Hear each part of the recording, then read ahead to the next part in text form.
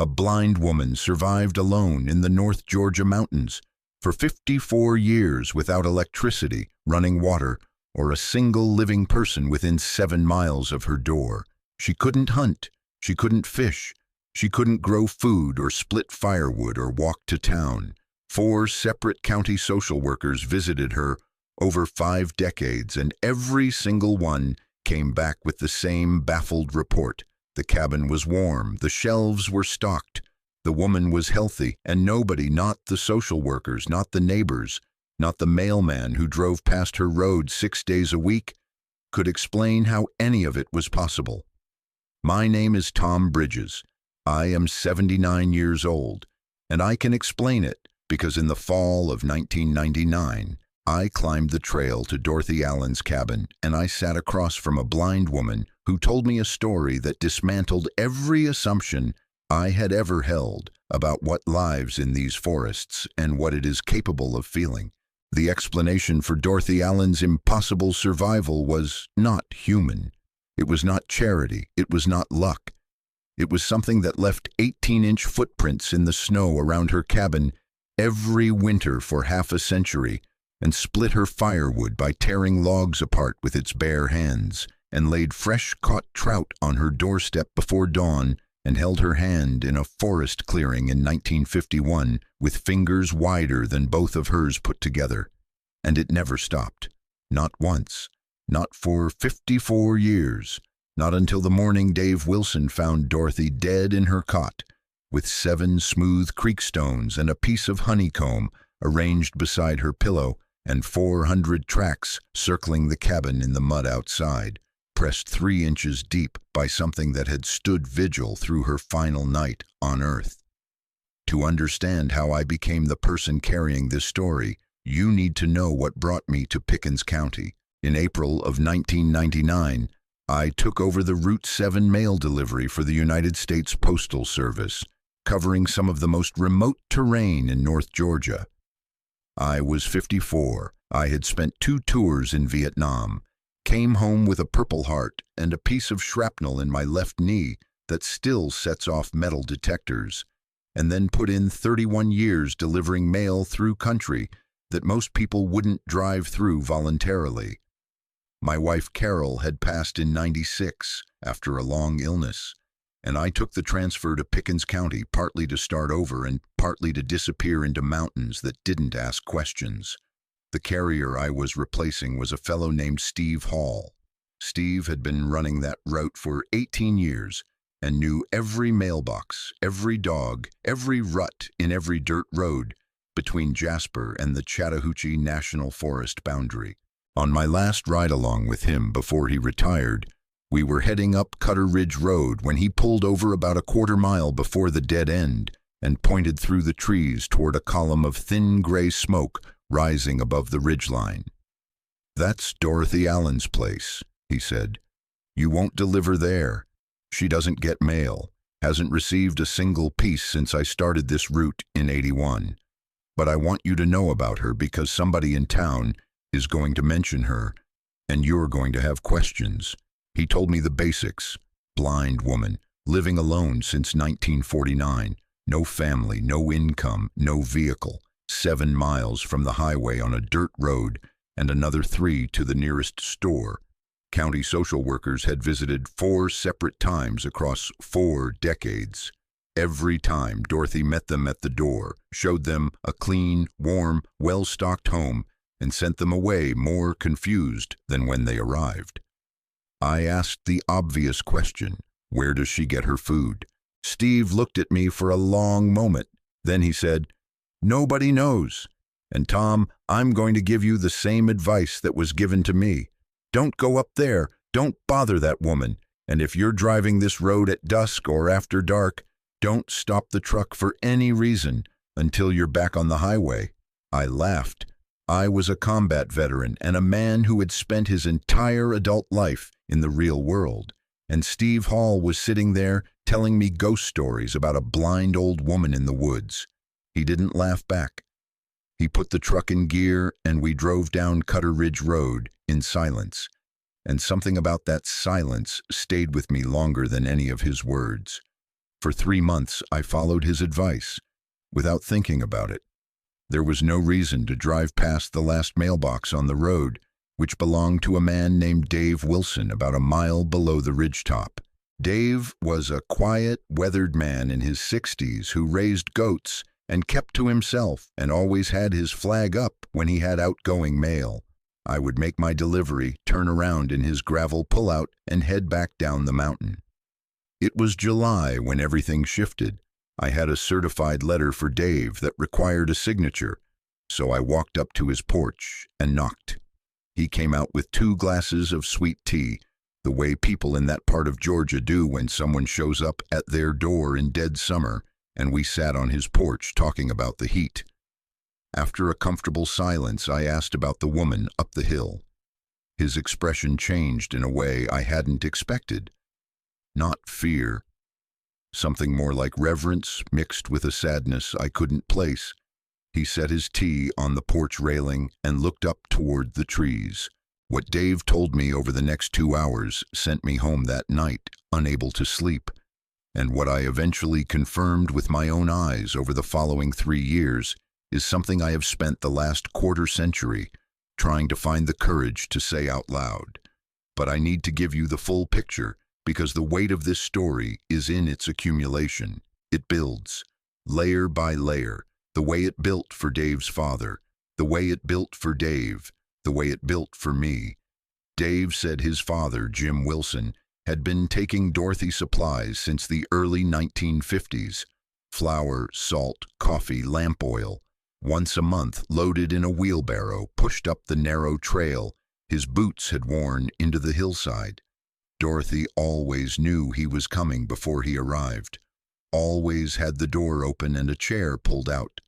Jim said her hearing had become so precise after losing her eyes that she could identify a bird species and estimate its distance just by tilting her head. But there was a problem Jim could never solve. Between his monthly visits, Dorothy should have been starving. A blind woman alone on a mountain in North Georgia cannot hunt, cannot fish reliably, cannot tend a garden she cannot see. The math didn't work. And then there was the firewood. Every time Jim visited, there was a stack of split wood beside the dwelling that was 5 feet tall and 8 feet long, perfectly cut, perfectly arranged. Dorothy couldn't have done it. She weighed 110 pounds, and she was blind. You cannot split wood if you cannot see the axe or the log. Jim asked her about it once, early on, maybe 53 or 54. Dorothy just smiled and said she had help. Help from who? Jim asked. From the woods, Dorothy said. And that was all she would ever say about it. Now here is where I need you to stay with me, because what Dave told me next is where this story leaves the ordinary world behind and enters territory that I resisted for years before I finally accepted it. Dave said his father continued those monthly supply runs until a stroke left him bedridden in 1971. Dave was 40. He took over, and the night before his first solo trip, his father grabbed his wrist from the hospital bed with surprising strength and said something that changed the way Dave walked through those woods for the rest of his life. He said, "David, when you go up that trail, you're going to feel like something is watching you. Don't run. Don't look around. Just keep walking. Whatever is up there on that ridge with Miss Dorothy, it knows the difference between her people and strangers. You've been up there with me enough times that it knows you, but the first time you go alone, it's going to want to make sure." Dave thought his father was delirious from medication, but halfway up the trail the next morning, pushing that loaded wheelbarrow through laurel and hemlock, the forest went silent. Not quiet, silent. Every bird, every insect, every rustle of wind in the leaves stopped at once, as if someone had pressed a mute button on the entire mountain. And beneath that silence, Dave felt a pressure in his chest that he described as the air itself becoming heavier. Something was moving parallel to the trail, just out of sight in the laurel thicket. He could hear branches bending under its weight.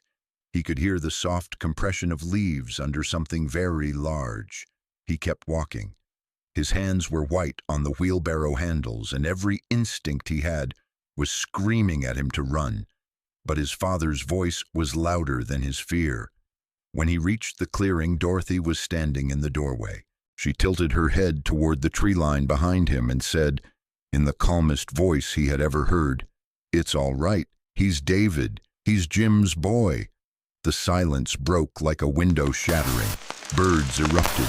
A squirrel chattered overhead. And from the laurel thicket about 60 yards behind Dave, he heard a single low exhale. Not a grunt, not a growl. An exhale, like something immense had been holding its breath and had just decided it was safe to release it. That was 1971.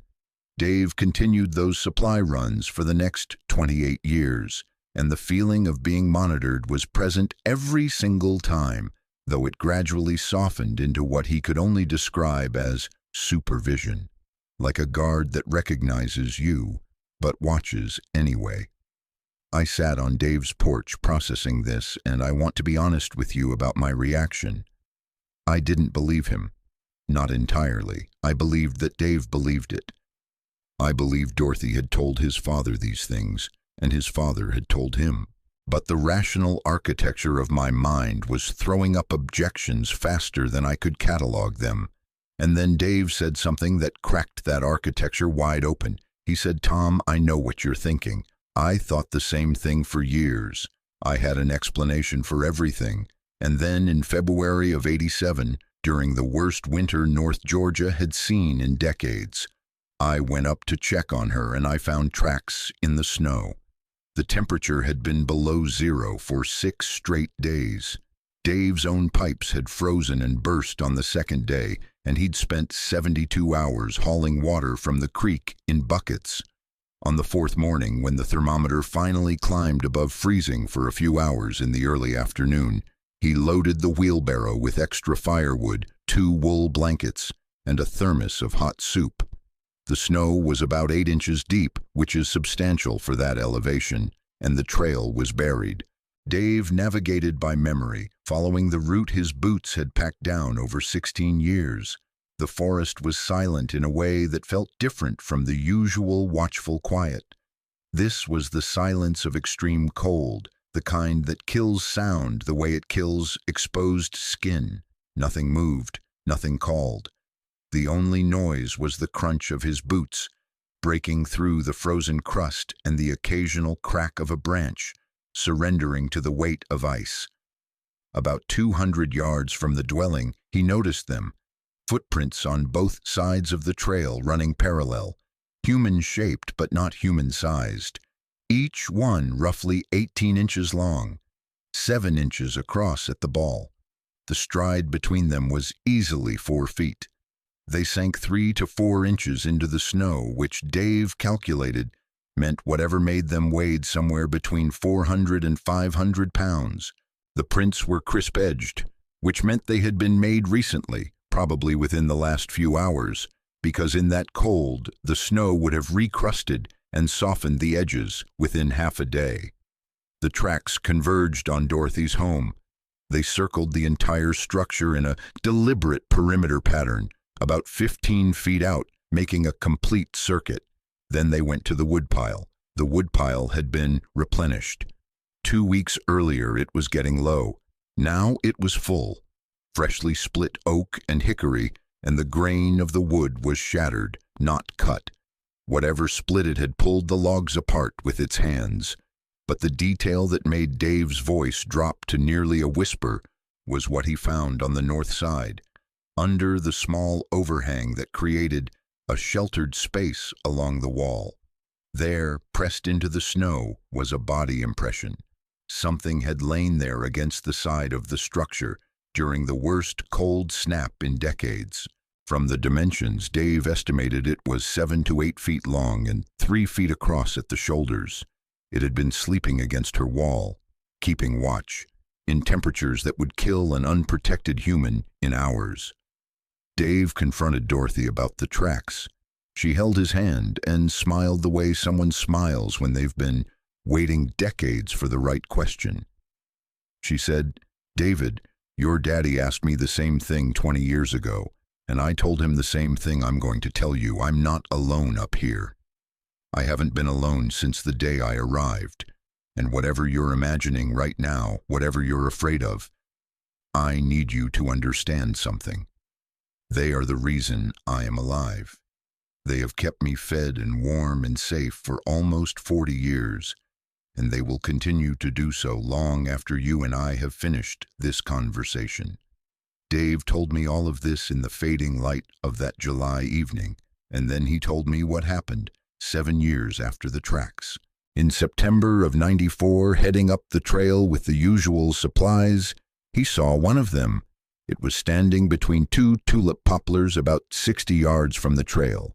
The late afternoon light came through the canopy at an angle that illuminated its left side while the right stayed in shadow, and that contrast was the only reason Dave could distinguish it from the trees, because its hair was almost exactly the color of the bark, dark reddish-brown like wet oak leaves. It stood a full head above the branches at the 7-foot mark.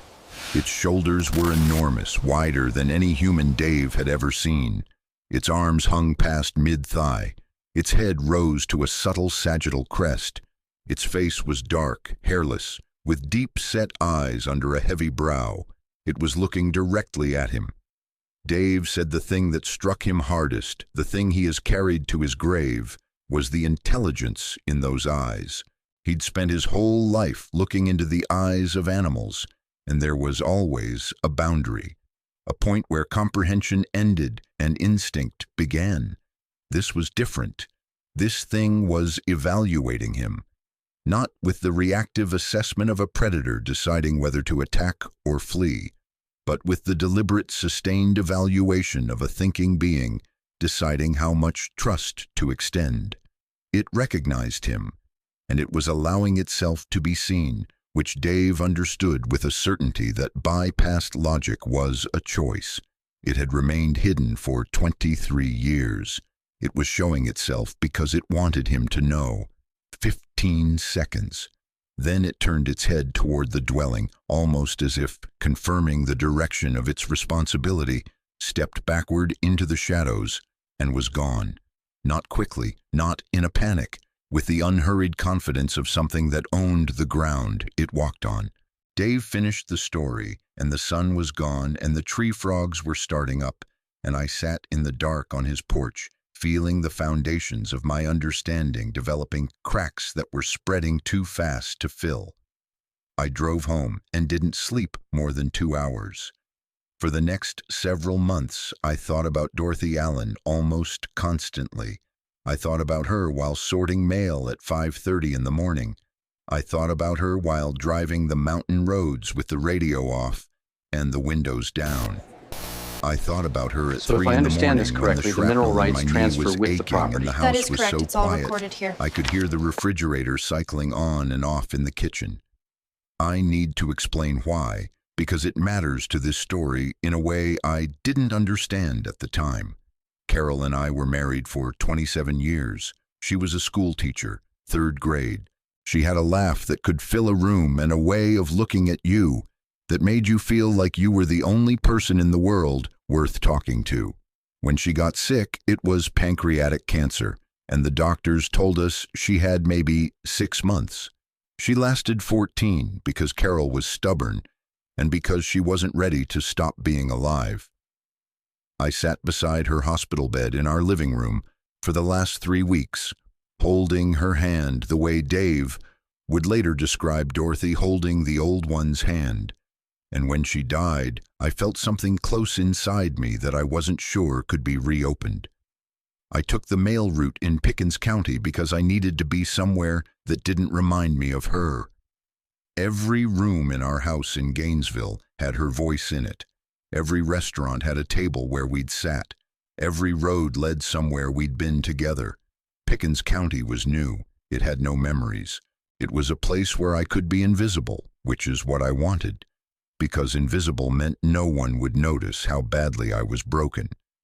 And then Dave Wilson told me about a blind woman on a ridge who had been found by something that decided she was worth 54 years of daily unwavering care, and the reason it hit me so hard, the reason I couldn't stop thinking about it, was this. Carol found me when I came back from Vietnam, angry and lost, and convinced that the world was a place where terrible things happened to decent people for no reason. She looked at me the way you look at a stray dog, not with pity, but with recognition, and she decided I was worth the effort. She stayed for 27 years. She never left. And when she died, I lost the one person in my life who had chosen me despite all the reasons not to. Dorothy Allen had been chosen too, by something that shouldn't have been capable of choosing, and it had stayed for more than twice as long as Carol had stayed with me, without language, without shared history, without any of the frameworks that humans use to justify devotion. It had simply decided, and then it had acted on that decision every single day for more than half a century. That was what drew me up that trail. Not curiosity about Bigfoot, not some amateur naturalist's desire to see something extraordinary. Grief. I was drawn by grief because the story Dave told me suggested that the kind of devotion I had lost was not unique to humans, and the possibility that it existed somewhere else in the world, in any form, was the first thing since Carol's death that made me feel like the universe was not entirely hostile. In October of '99, I asked Dave to take me to meet her. He looked at me for a long time. Then he laid out the rules. He said, whoever goes up there, they know. They watch the trail. You'll be new. You'll be unknown. And if they decide they don't trust you, you'll feel it. And what you feel will make you want to run. And if that happens, you need to run. Don't fight it. Don't be brave. Turn around and come back down, and we'll try again another day. We went up on a Saturday morning in late October. Cool air, turning leaves, a narrow track through mountain laurel that Dave navigated like a man walking through his own house. I followed 10 feet behind, carrying a bag of groceries he'd told me to bring. Coffee, sugar, salt, a tin of butter cookies. Halfway up, I felt it. I've been trying to find the words for 25 years. The closest I can get is this.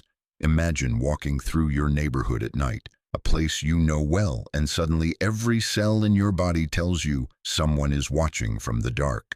Not vague unease, specific directional certainty. You know where they are. You know they're real.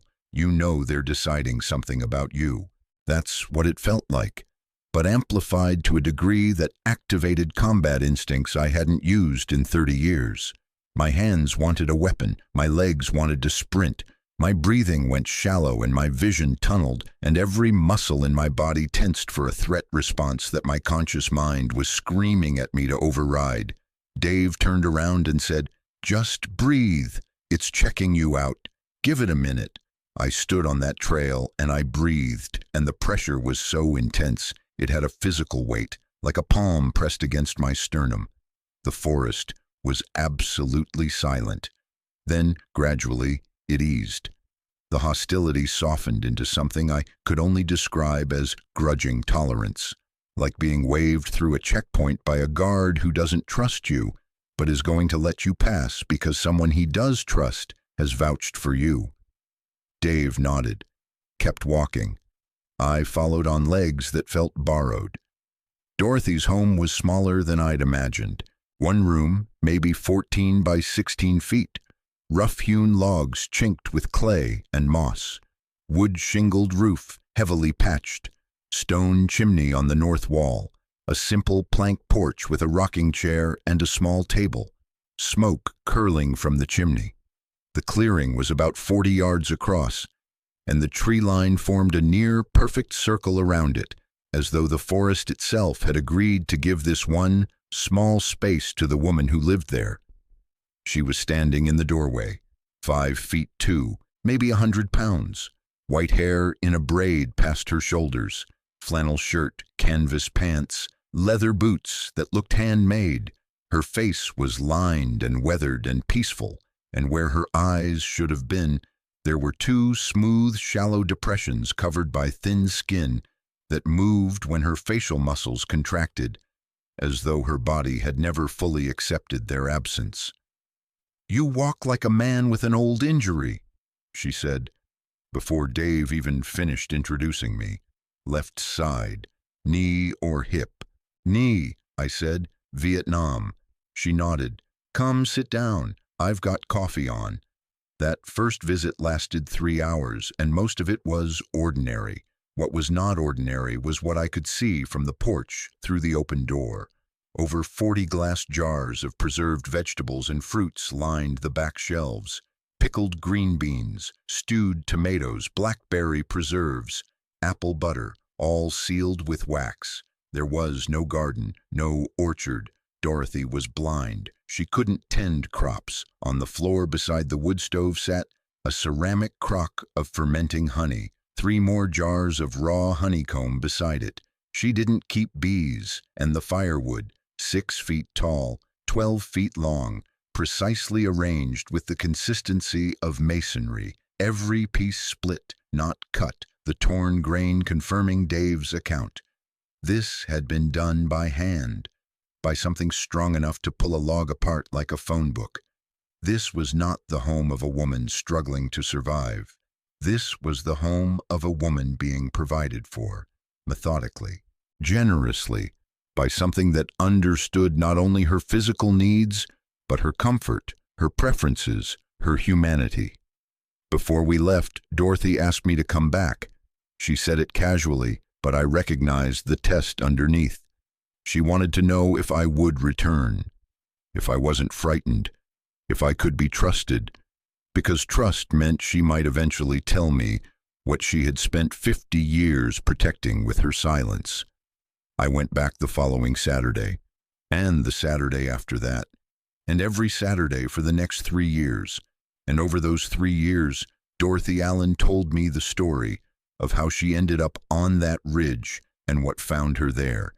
And what I'm about to tell you is that story, reconstructed as faithfully as I can manage, from hundreds of hours of conversation with a woman who never once repeated herself and never once contradicted a single detail, because the story she was telling was not invented. It was remembered. Every sound, every touch, every offering left on a doorstep before dawn. 54 years of memory, stored in a mind that had nothing but memory to work with, because Dorothy Allen lived in a world without sight, and her recall was more precise than any sighted person I have ever known. She grew up in Dalton, Georgia, youngest of 4 children. Her family worked the carpet mills that ran the town's economy, father on a loom, mother in the dye house. By 16, Dorothy was handling barrels of chemical solutions alongside her mother. Safety regulations in 1948 were non-existent. Cotton aprons and nothing else. No goggles, no gloves, no ventilation. The dye house floor was always wet. The air was thick with chemical fumes that burned the back of your throat if you breathed too deeply. The women who worked there developed a shallow breathing technique, sipping the air in small doses, the way you'd sip a drink that was too hot. Dorothy told me she could still smell that building 60 years later. Acetic acid and ammonia and the flat metallic tang of the dye vats, mixed with the sweetness of the sizing compounds they used on the raw fiber.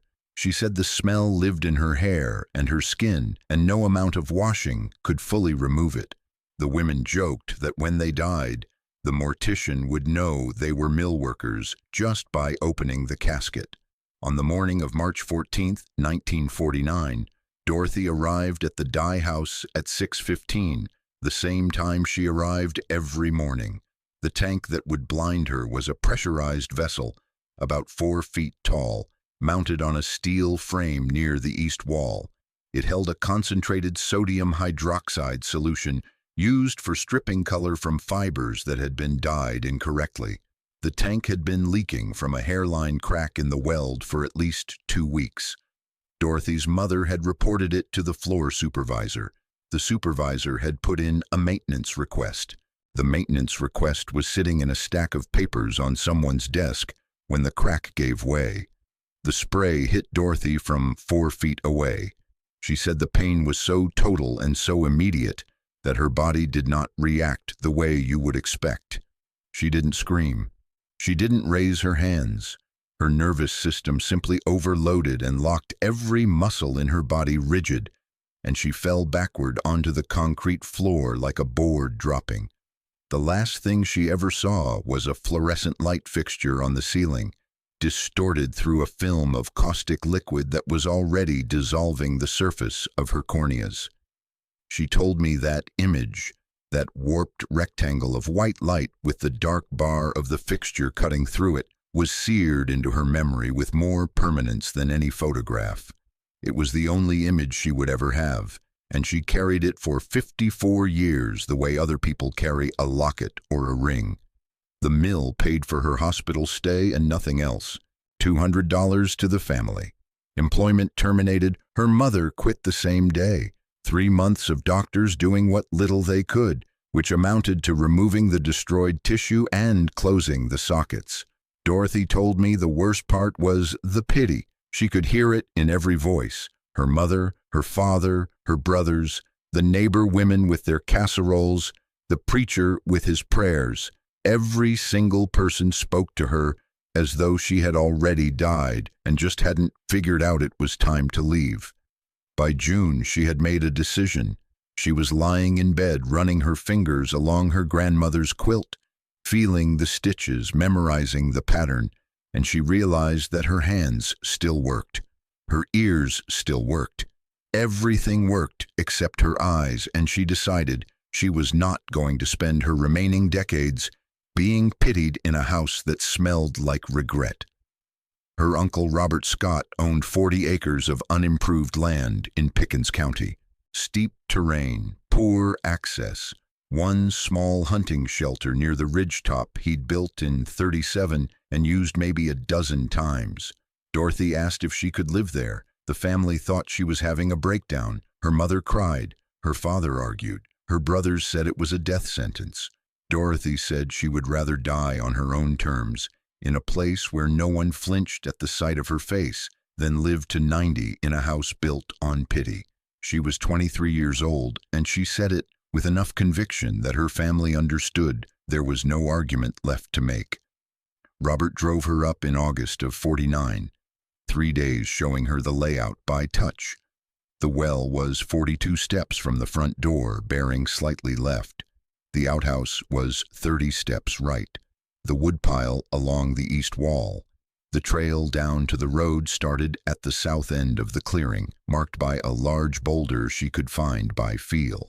He left her with a month of supplies and a promise to check on her. 2 weeks later, he found her on the porch with chicory coffee, listening to birds.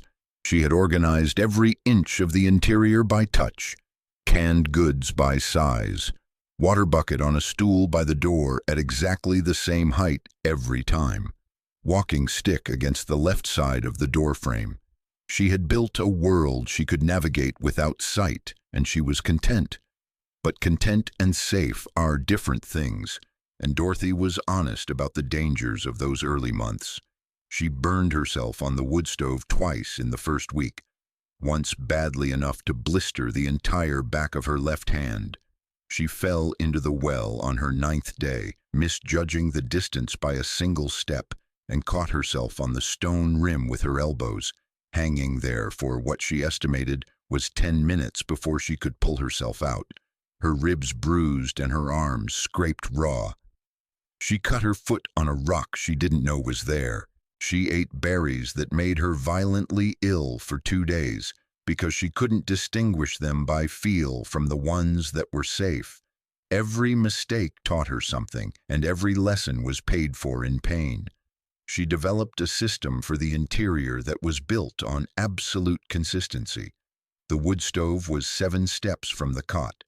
The shelf with the cooking implements was 3 steps from the stove, second shelf up, left side. The water bucket was always filled to the same level, so she could judge by weight how much remained. She strung a thin rope from the front door to the well, and another from the door to the outhouse, and she walked these lines with one hand on the rope, until she had the distances memorized so thoroughly that the ropes became unnecessary. She told me that by October she could walk from her cot to the well and back without touching anything, her feet reading the terrain the way a blind person's fingers read a page. The nights were the hardest, not because of the dark, obviously, but because of the sounds. The forest at night is a different country from the forest during the day. Owls called, coyotes yipped in the hollows, trees cracked and groaned in the wind, and every sound, when you are blind and alone, becomes a question you cannot answer. What made that noise? How close is it? Is it coming toward me? Dorothy said she spent the first 3 weeks sleeping no more than 2 or 3 hours at a stretch, waking at every unfamiliar sound, her hands gripping the edge of her cot, her pulse racing. It wasn't until late September that exhaustion overrode her fear and she began sleeping through the night. But there was a problem she couldn't solve, and she told me about it with the same directness she used for everything. She couldn't hunt. She couldn't fish reliably. She could gather berries and nuts by feel and smell, but that was seasonal and insufficient. By October, she was losing weight. Winter was coming and she didn't have enough food. That was when they found her. It started with sounds. Late October of '49. Footsteps around the dwelling at night. Not animal footsteps. She knew animal sounds intimately by then. Deer clicked, bears shuffled and snorted, raccoons scratched and chattered. These were different, bipedal, heavy, deliberate, circling at about 30 yards, every night for a week, always after dark, never approaching. She wasn't afraid, and she explained why in a way that I have never forgotten. She said fear of the dark requires sight.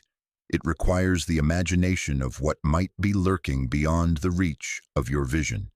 When you have no vision, darkness is the permanent condition of your existence, and what occupies it is determined by sound and smell and vibration, not imagination. On the 8th night, the footsteps came closer. She was on her cot with the door latched, and she heard them enter the clearing and stop. Then breathing. Deep, slow breathing, like a bellows worked by someone in no hurry. Whatever it was stood outside for the better part of an hour. She could feel the vibration of its mass through the floorboards. She got up, walked to the door, unlatched it, and opened it. She couldn't explain why, even 50 years later. She just did it. She stood in the doorway and she couldn't see a thing, but she could feel. The air was different, warmer. There was a scent she had never encountered. Wet earth mixed with something animal but not unpleasant. Like a horse barn in summer but deeper, muskier, with an undertone of pine resin. She spoke. She said, "I know you're there. I can't see you. I can't see anything. If you're going to hurt me, there's nothing I can do about it. But if you're not, you should know that I'm hungry, and I'm cold, and I'm alone, and I'm not afraid of you." Silence. Long, heavy silence. Then a sound she described as something between a hum and a rumble. So low she felt it in her ribs, more than heard it with her ears. Not threatening, questioning, like a single bass note asking something it couldn't put into words. The footsteps retreated. Dorothy closed the door, went back to her cot, and slept more deeply than she had in weeks. When she opened the door the next morning, her foot hit something on the threshold. A trout, 14 inches, freshly caught, still wet. The next morning, 2 rabbits, skinned, cleaned, laid side by side on the same spot. Dorothy sat on the floor holding those rabbits, and she wept. Not from fear, not from grief, from the staggering, incomprehensible kindness of it. Something she would never see had listened to her say she was hungry, and it had fed her. That was the beginning, and what came next built on it with a patience and consistency that still astonishes me 25 years after hearing it described. Over the following weeks, the offerings became a system. Fish and small game appeared on her doorstep every 2 or 3 days. Trout, rabbit, twice something larger she identified by touch as turkey. Once a haunch of venison, neatly separated at the joint, close to 8 pounds. Every piece of meat was cleaned and prepared, not butchered with human precision, but processed in a way that removed what she couldn't eat.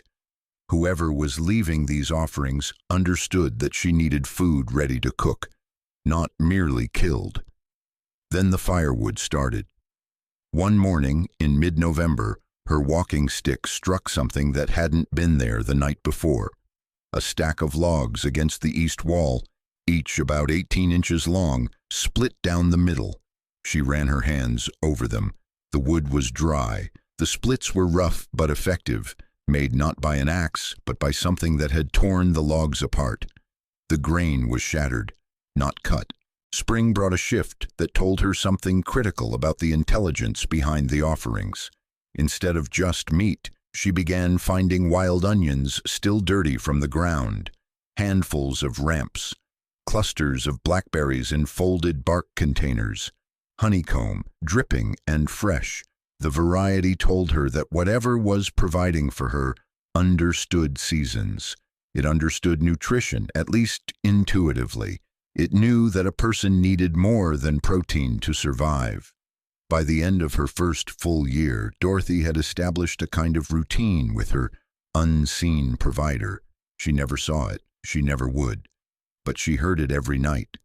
The footsteps circling, sometimes more than one set.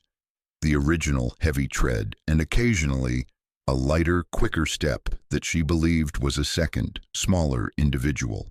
She spoke to them every evening.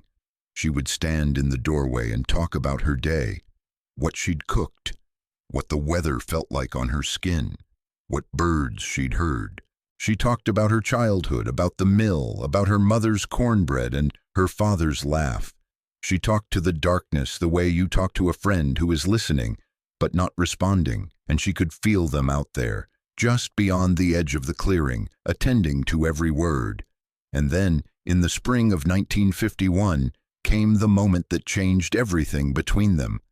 The moment Dorothy Allen held the hand of something the world would have called a monster, and felt more seen than she had at any point since losing her eyes.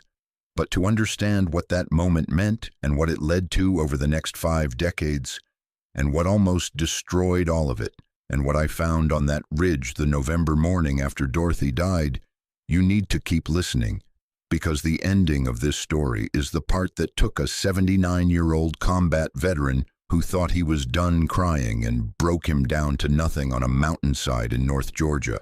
The first time Dorothy touched one of them was on an afternoon in April of '51. She was shelling hickory nuts on the porch when she heard footsteps approaching from the north tree line. Not at night. Broad daylight. And the footsteps had a quality she hadn't heard before. Hesitance. Whatever was out there had always moved with confidence. This was different. This was uncertain. She stopped shelling and listened. The footsteps reached the edge of the clearing and paused. She could hear the breathing, that same deep cadence from the first night. Then a sound she hadn't heard before, higher, thinner, a vocalization that took her a moment to place. It sounded like a child trying not to cry. Dorothy set the hickory nuts down and walked off the porch. Slowly, hands extended, 10 steps into the clearing, 20. The breathing grew closer. She could smell it. Wet earth and pine, but warmer now. Closer than it had ever been. She stopped. Heat radiated from something directly in front of her, maybe 4 feet away. The breathing was level with her face, which told her it was crouching or sitting. She raised her right hand, palm out, and held it in the air. Nothing happened for a long time. Then something enormous wrapped around her hand. Not gripping, enfolding. She described it as putting your hand inside a warm leather glove that was alive.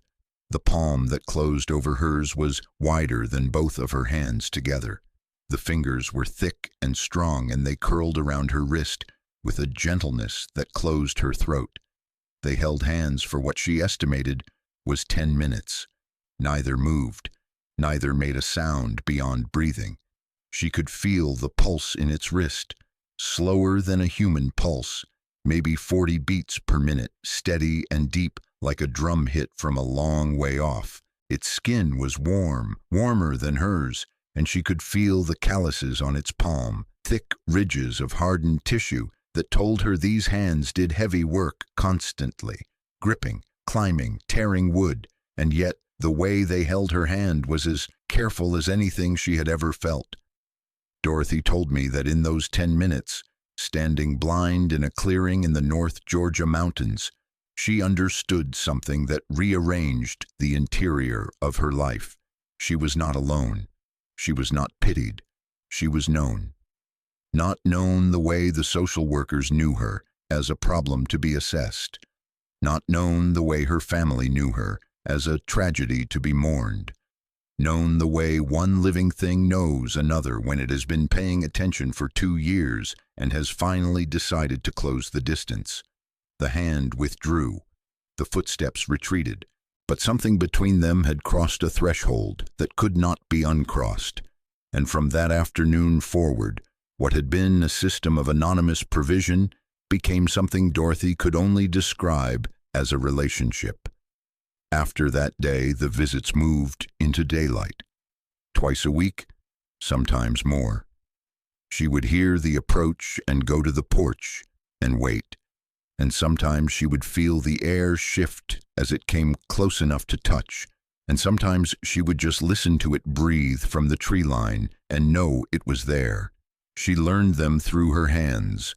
The primary male, the one she called the old one, was enormous. When she reached up to touch its chest, her hand at full extension was level with its sternum.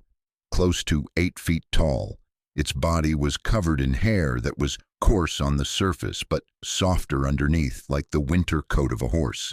Its hands had 5 fingers with thick, calloused pads and short, blunt nails.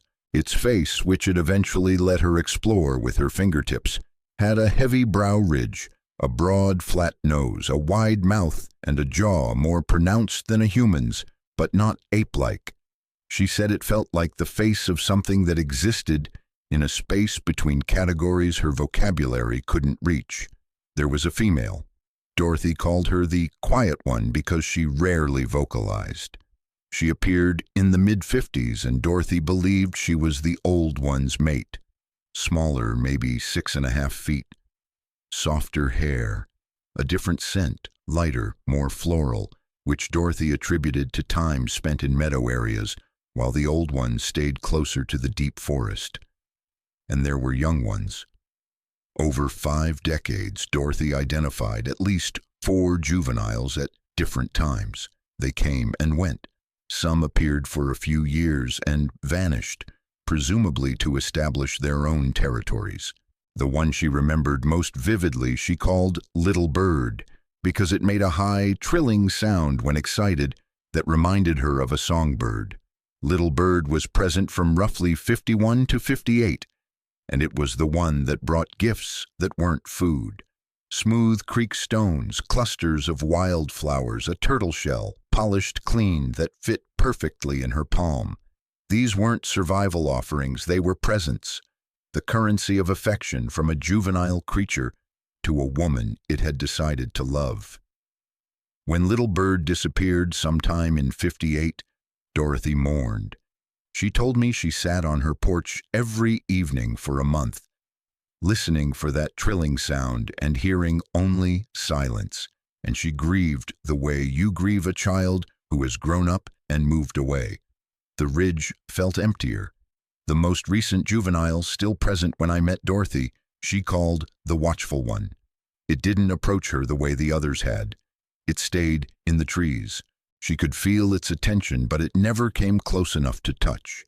She said this made her sad, because she wondered if the new generation trusted humans less than the old one had, and whether that distrust was something they had earned.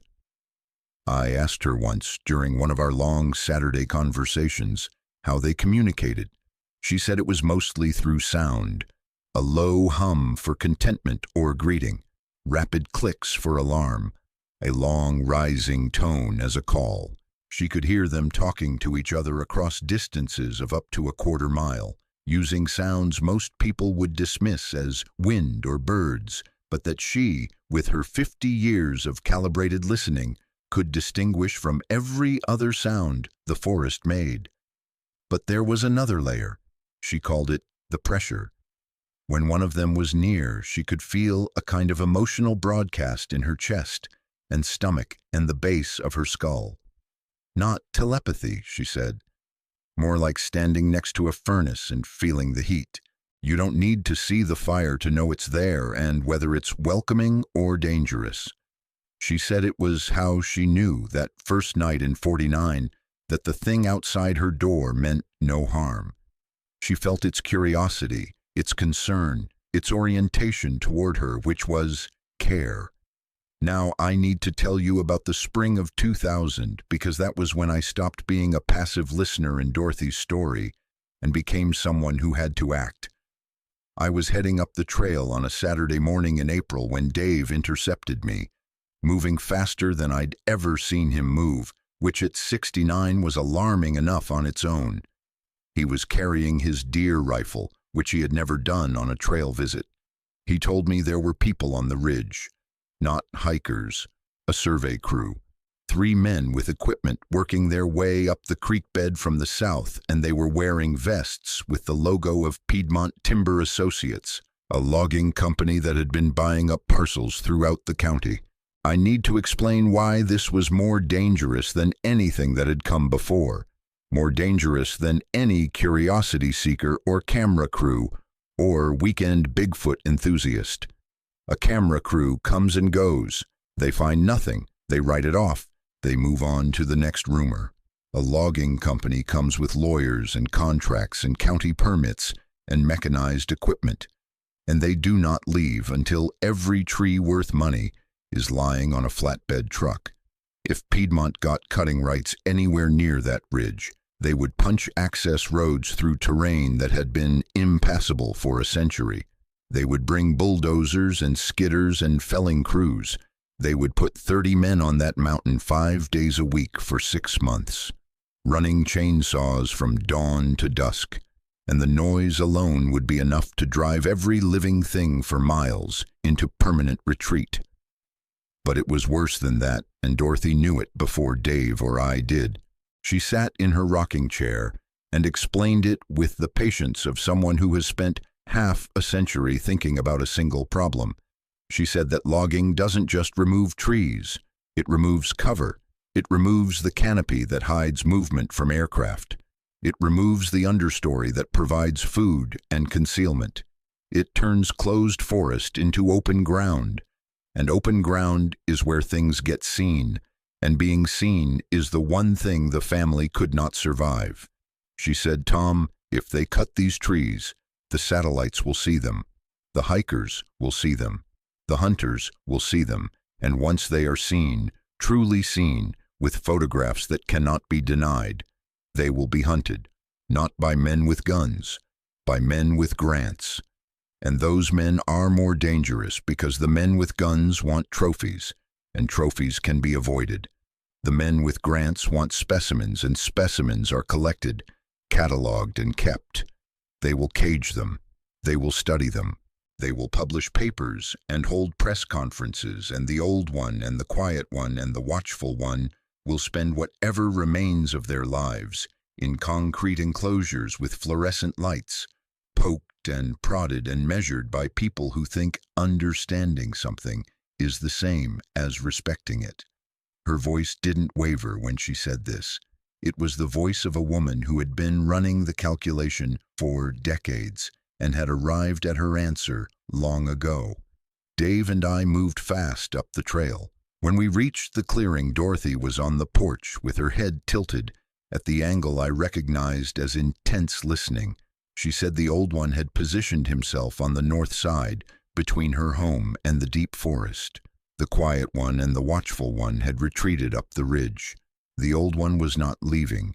His breathing was harsh and rapid and aggressive, unlike anything she had heard from him in 50 years. He'll protect us, she said. But if those men come into the trees where his family is sheltering, he'll do what any father would do. And once that happens, there is no undoing it. They'll find what he leaves behind, and every agency in the state will be on this mountain by morning. The thought of that, the old one driven to violence after half a century of restraint, was what put me in motion. I told Dave to stay with Dorothy. Then I went down the trail alone. I found them about 300 yards below the clearing, flagging trees with orange tape and taking GPS readings. 3 men in their 30s, clean boots, company vests, clipboards. I told them they were on private land, which was true. Dorothy's uncle had deeded the acreage to her in the 60s. I told them I was the property representative and that no survey had been authorized. They were polite, apologetic even, said they'd gotten coordinates from the county assessor's office and must have crossed a boundary. They packed up their equipment and went back down. But I knew that wasn't the end of it. Logging companies don't send survey crews to the wrong parcel by accident. Someone at Piedmont had their eye on that ridge, and a polite conversation wasn't going to make them forget about it. Over the next 3 months, I did something I had never imagined myself doing. I became Dorothy Allen's legal advocate. I drove to the county courthouse in Jasper and pulled the deed records and confirmed that Dorothy held clear title to the 40 acres. I contacted the Georgia Forestry Commission and filed for a conservation easement that would permanently restrict commercial logging on the property. I hired a lawyer in Ellijay named Scott Green, told him a simplified version of the situation, which was that an elderly blind woman was being pressured by a timber company and needed protection, and Scott took the case pro bono because he was the kind of man who still believed that the law was supposed to protect people who couldn't protect themselves.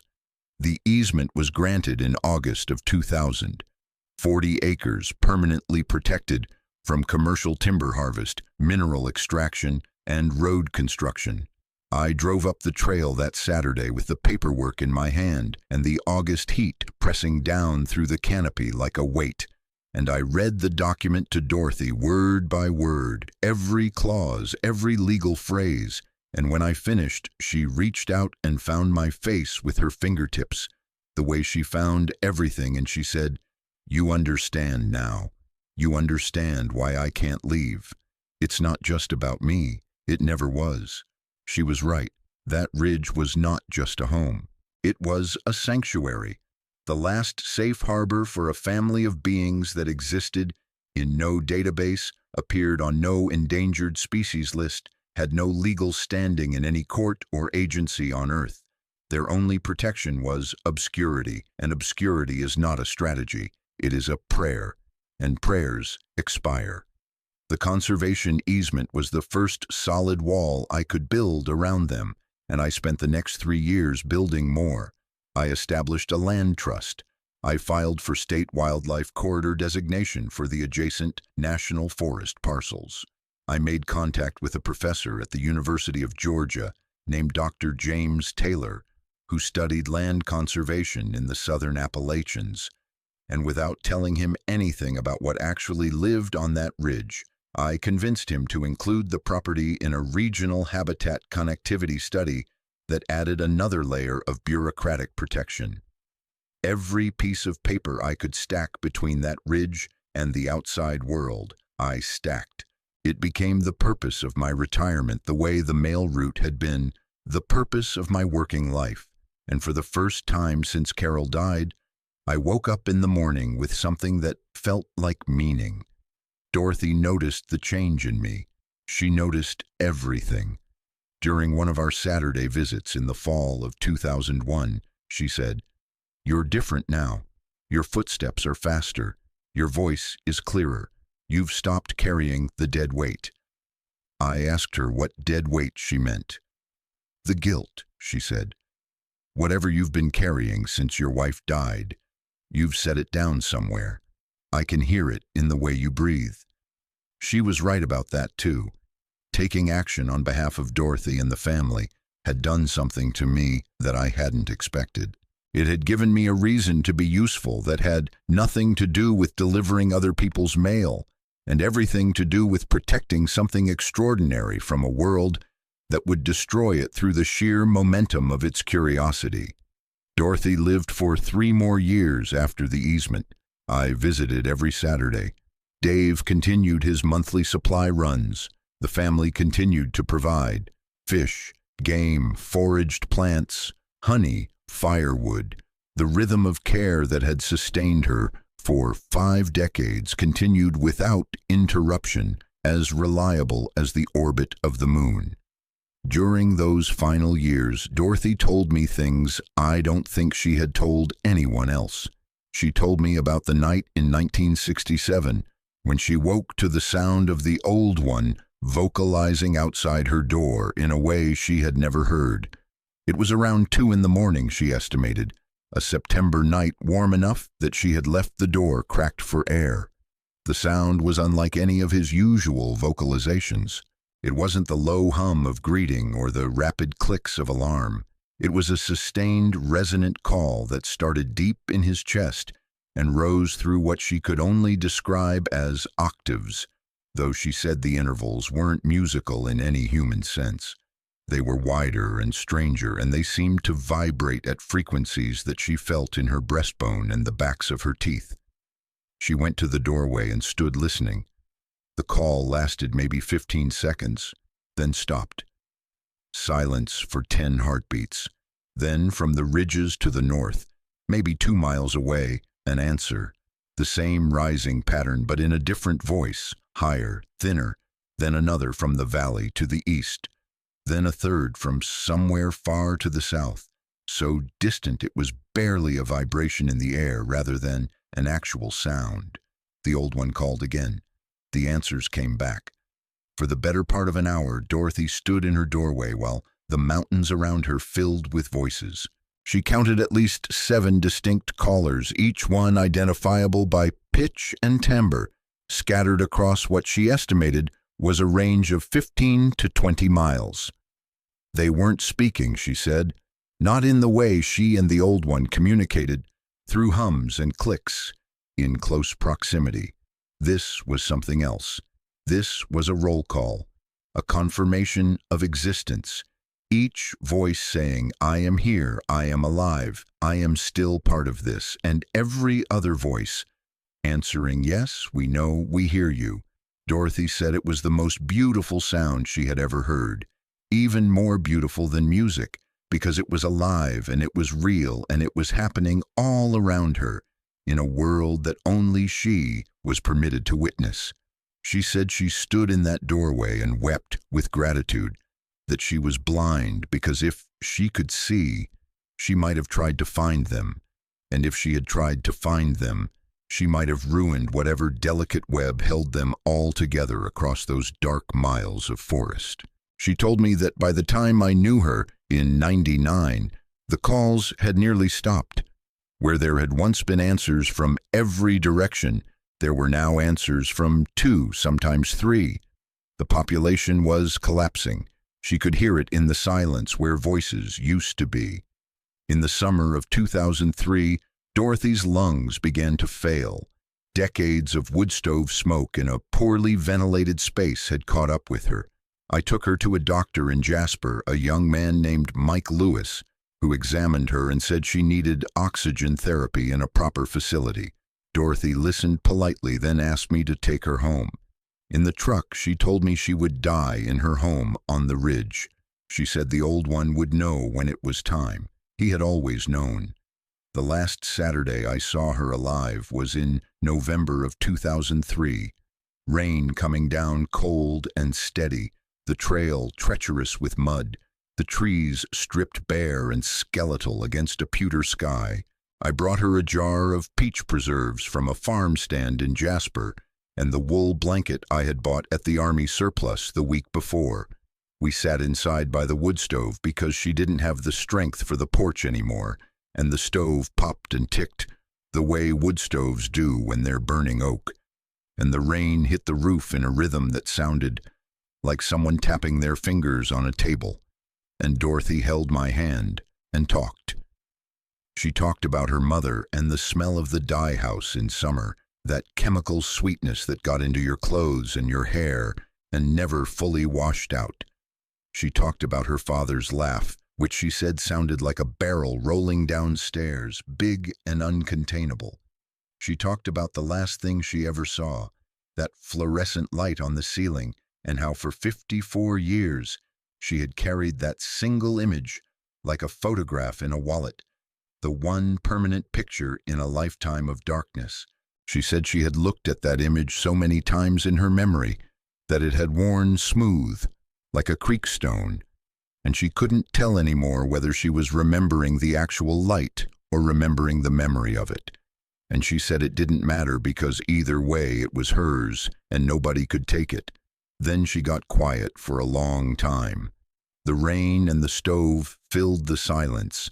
I could hear something outside, at the edge of the clearing, a low rhythmic vocalization that I had never heard before, almost musical, rising and falling like a chant. I looked at Dorothy, and her head was tilted toward the sound, and she was smiling. "He's singing," she said. "He does that sometimes when it rains. I think he likes the way the rain sounds on the leaves, and he's trying to match it." I listened to that sound for 5 minutes, a creature the world says doesn't exist, singing in the rain outside the home of a dying blind woman on a mountain in Georgia, and I sat there holding her hand, and I thought, this is the most sacred thing I will ever witness. This is the closest I will ever come to understanding what people mean when they talk about grace. Then Dorothy squeezed my hand and said, "Tom, when it's over, they'll take care of things. The dwelling, the clearing, all of it. Just let them and give him time. They grieve, not the way we do, but they grieve." I drove home that evening, and every mile felt heavier than the last. And somewhere behind me on that ridge, in the rain and the dark, the old one was still singing. Dave called me on a Tuesday morning 2 weeks later. He said he'd gone up with her monthly supplies and found the door open and Dorothy on her cot, lying on her back with her hands folded across her stomach and the wool blanket I'd given her pulled up to her chin. She had died in the night. The wood stove was cold. The water bucket was full.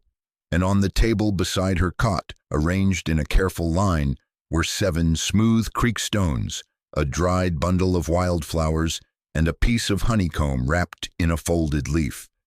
Dave said the clearing was covered in tracks, not circling, concentrated, converging on the structure from multiple directions, at least 3 separate sets. The largest prints were sunk 3 inches deep beneath the window nearest Dorothy's cot. Something had stood at that window for hours. The family had gathered. They had come from wherever they were, from whatever corners of the forest they occupied, and they had stood vigil through her last night. We buried her on the ridge, 50 yards from her home, in a spot she had told Dave she liked because the afternoon sun hit it just right and she could feel the warmth on her face, even though she couldn't see the light that made it. Dave dug the grave. I built the box from barn boards. We didn't call a preacher. Dorothy had never mentioned God, but she had spoken of the old one with a tenderness I can only describe as devotional, and it felt wrong to impose a framework on her death that she had never wanted in her life. After we filled the grave and stacked stones to keep animals away, we turned back toward the dwelling. That's when Dave grabbed my arm.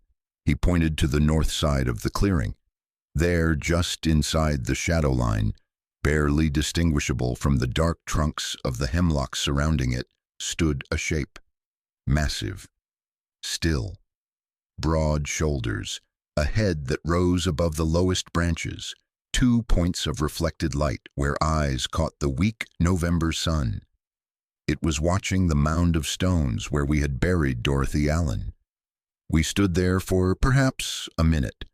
Then the shape turned and moved into the trees with a silence that something that size should not have been capable of, and then it was gone. Dave and I walked down the trail without speaking. At his truck, he said, he wanted to see where we put her. I nodded. Nothing else needed saying. I went back 3 weeks later, alone.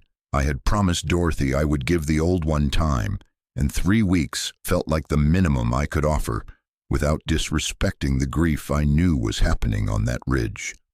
I drove to the end of Cutter Ridge Road and parked and walked the trail in the November cold, and the forest was quiet in a way that felt different from the silence of surveillance I'd experienced before. This wasn't the quiet of something watching. This was the quiet of something mourning. The entire mountain felt subdued, as if the trees themselves had lowered their voices. What I found when I reached the clearing is the image that comes to me at 3 a.m, when sleep refuses to come and the shrapnel in my knee is aching and the world feels too small to contain what I know. Dorothy's grave had been covered with fresh-cut pine boughs, layered over the stones in a thick, fragrant blanket that must have taken hours to arrange. The scent was overwhelming, clean, sharp, resinous. It smelled like the forest distilled into a single offering. Among the boughs were clusters of dried berries, deep purple and black, threaded through the pine needles in patterns that weren't random. They followed lines, curves, something that wasn't quite geometric but wasn't accidental either, as though whoever placed them was working from an aesthetic sensibility that I couldn't fully comprehend but could recognize as intentional.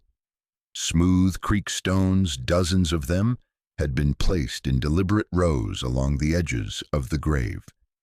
Each one was about the same size, rounded, water-polished, the kind of stone that feels perfect in your palm.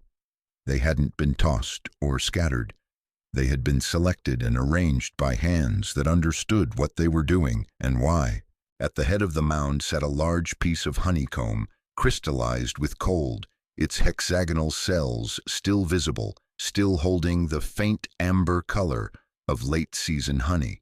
And woven through the pine boughs, dried wildflower stems, stems that could not have come from November fields, because nothing blooms in November in North Georgia, which meant they had been gathered earlier, months earlier, stored somewhere dry, and brought to this place specifically for this purpose.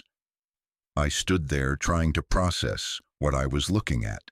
These were not random natural deposits. This was a funeral arrangement, built by something that had no concept of human burial customs, but had invented its own.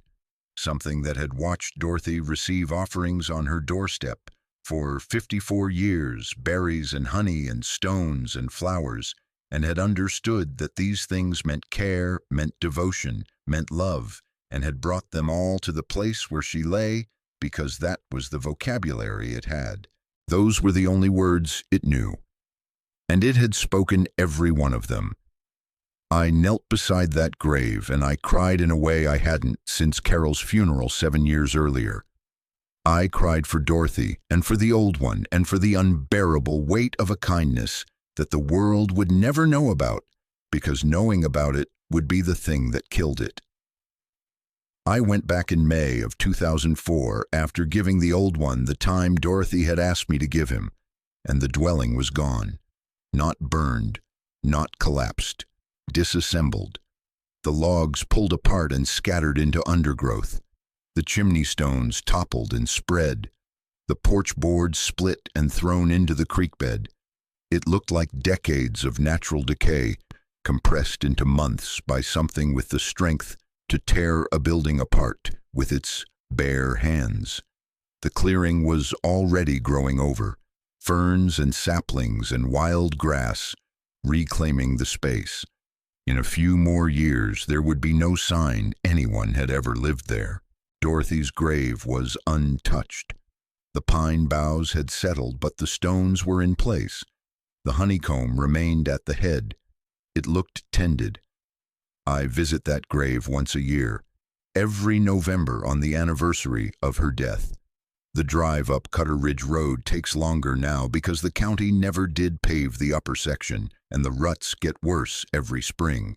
The trail has vanished almost completely, swallowed by laurel and rhododendron and the relentless patience of a forest reclaiming what was always its own.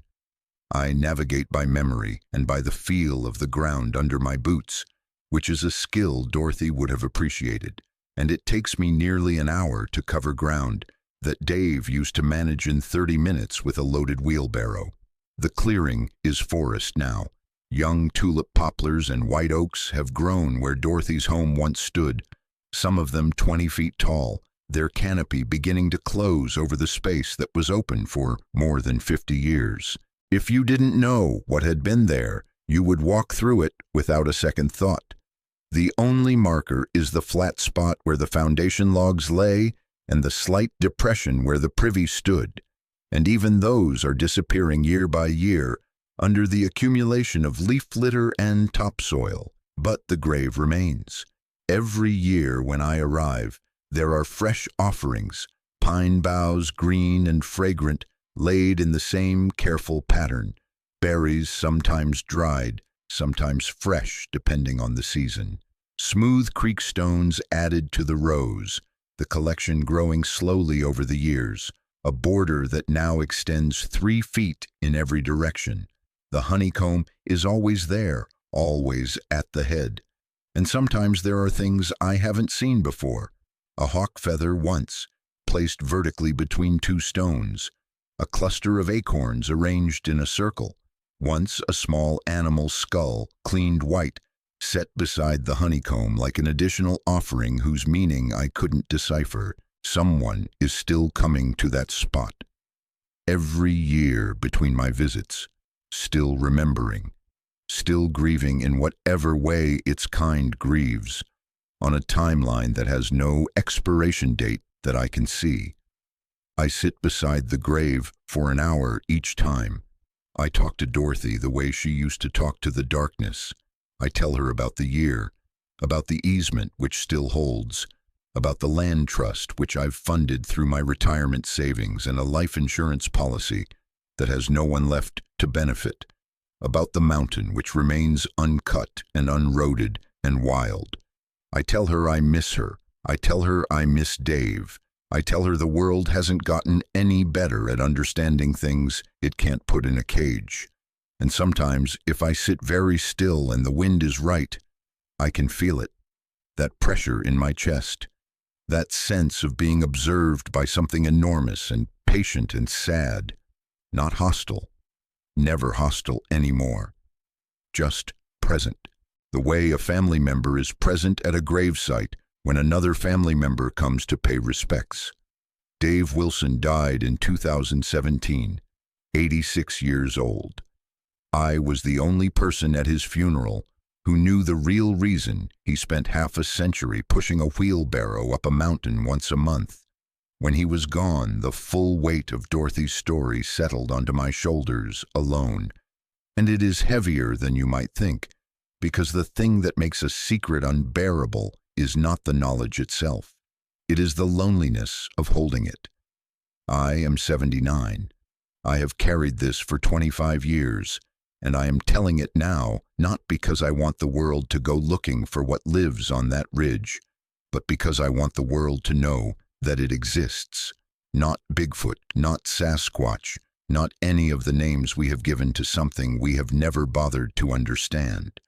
What exists on that ridge is proof that compassion is not a human invention, that the impulse to feed the hungry and shelter the cold and sit with the dying is not unique to our species, that somewhere in these mountains something looked at a blind woman who had been thrown away by the world and decided, without language, without reward, without any framework that our science can explain, that she was worth 54 years of daily, unwavering care.